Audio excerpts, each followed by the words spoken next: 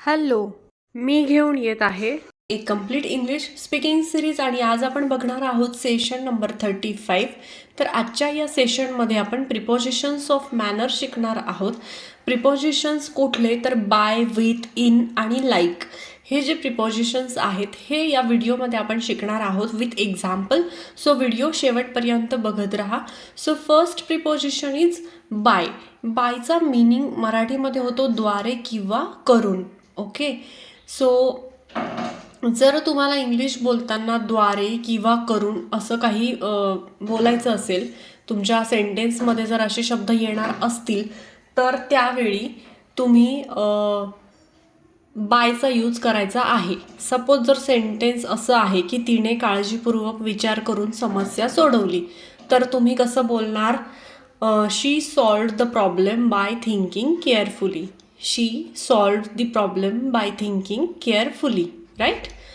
Next जर तुम्हाला असं म्हणायचं आहे की खोली तज्ज्ञाने सजवली, खोली तज्ज्ञाने सजवली, तर तुम्ही कसं बोलणार इंग्लिशमध्ये बाय या प्रिपोजिशनचा यूज करून?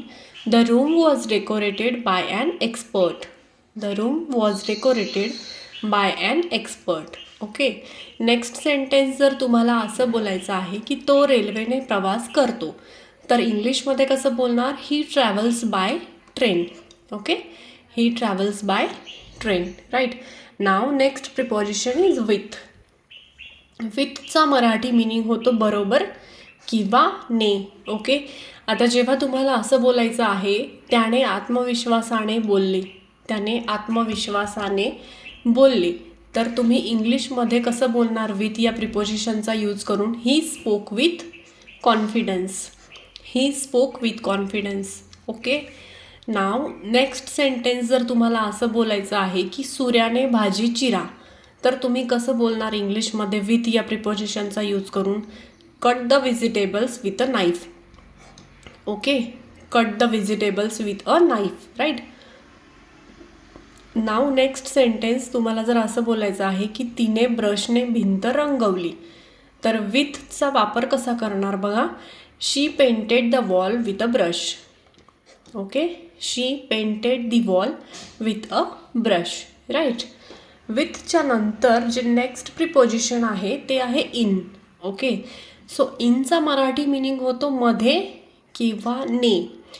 मराठीमध्ये जर तुम्हाला असं काही मध्ये किंवा ने असं काही बोलायचं असतं तेव्हा इनचा वापर करायचा आहे. सो आपण सेंटेन्समधून शिकूया की इनचा वापर कसा करायचा आहे. फर्स्ट एक्झाम्पल आहे संदेश मैत्रीपूर्ण पद्धतीने लिहिला गेला, तर इंग्लिशमध्ये कसं बोलणार? The message was written in a friendly manner. The message was written in a friendly manner. Okay, next sentence जर तुम्हाला असं बोलायचं आहे की त्याने इंग्रजीत बोलले, तर कसं बोलणार? He spoke in English. He spoke in English. Okay, suppose असं बोलायचं आहे की तिने सुंदर साडीत पेहराव केला, तर कसं बोलणार? He dressed in a beautiful sari. He dressed in a beautiful sari, right? In नंतर नेक्स्ट प्रिपोजिशन इज लाईक. लाईकचा मराठी मिनिंग होतो सारखा किंवा प्रमाणे. ओके, सारखा किंवा प्रमाणे.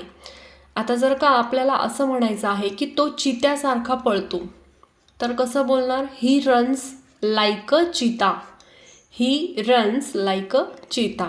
ओके, आता नेक्स्ट जर मला असं म्हणायचं आहे की ती व्यावसायिक गायिकेसारखी गाते, तर कसं बोलणार? She sings like a professional singer. Okay, she sings like a professional singer. Okay, next जर मला असं म्हणायचं आहे की तो मशीनसारखा काम करतो, तर कसं बोलणार? सारखा, मशीनसारखा. तर आपल्याला इथे लाईक प्रिपोजिशन यूज करायचं आहे, तर आपण कसं बोलणार? He works like a machine. He works like a machine. Okay, so हे जे काही प्रिपोजिशन्स आहेत हे तुम्ही सुद्धा डेली इंग्लिश बोलताना नक्कीच याचा यूज करून बघायचा आहे.